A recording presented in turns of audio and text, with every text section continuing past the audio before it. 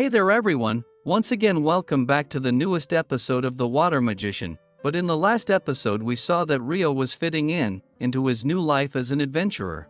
With his roommate along, he was going into the dungeon to learn how to earn his living, and along the way Rio was also trying to learn the alchemy from the library. But after he was done, Rio was relaxing in the town square when suddenly a solar eclipse happened, and all the people around him just vanished.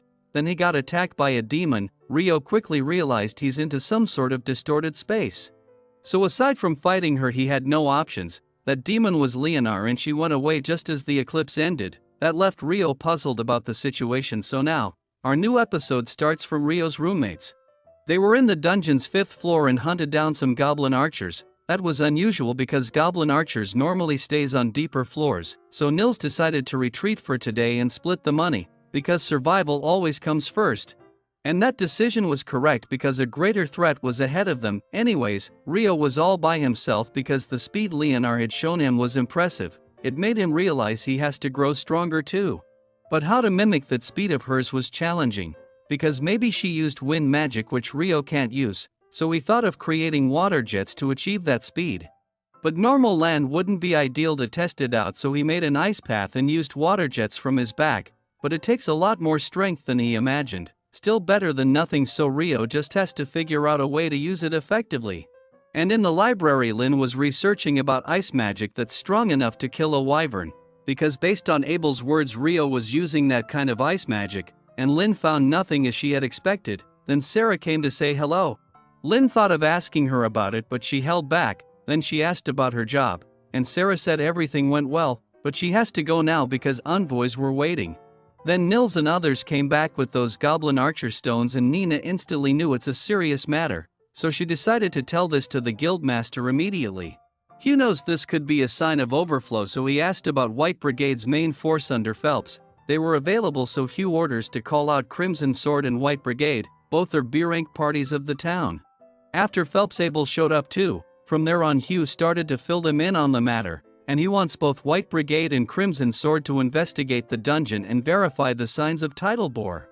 Basically in overflow, when monster population grows rapidly, that they come out of the dungeon. It happened once 10 years ago, and now it could happen any time, and of course, both parties will be rewarded handsomely.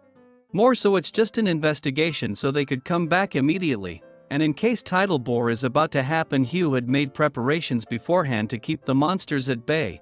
That's why they have to set out tomorrow first thing in the morning.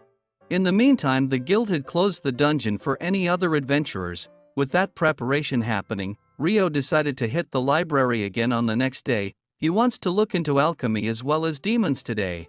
And others said the northern side of the library might contain something because only D rank and above can go there. As for them, they were planning to go to the dungeon again today. With this, Rio arrived in the library, paid the fees, and goes to the southern side of the library to find his book. But there he encountered Sarah again, and this is where love at first sight happened.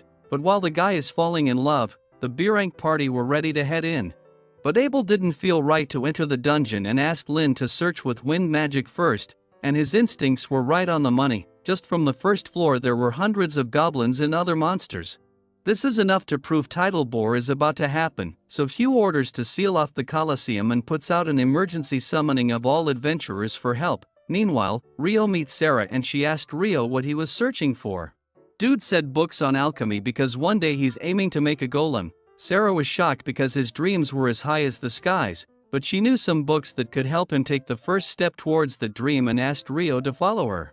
Along the way both started to get to know each other better, and Rio recalls that Abel once told him that only one elf is living in Loon Town, so Sarah said she's a part of a B-rank party called Wind, and yeah, not many elves like to live in human towns, so she's kind of an oddball, but she finds it her luck because she got to meet Rio. Seems like their path is going smoothly, but at the same time, Hugh sealed off the whole Colosseum, and in just a few seconds the monsters started to come out of the entrance. Every adventurer started to hit them hard from arrows and magic spells. Even Margrave's knights came to lend a hand. But Hugh noticed the number of goblins this time is way more than the last time, so the struggle continued for a while, and everyone worked hard to kill those monsters to the best of their abilities.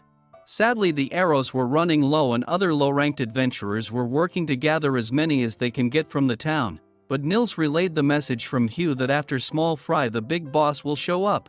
So Crimson Sword and White Brigade will have to take it out themselves, just like that time passed out and at noon. Finally the B rank dropped down to fight the bigger foe.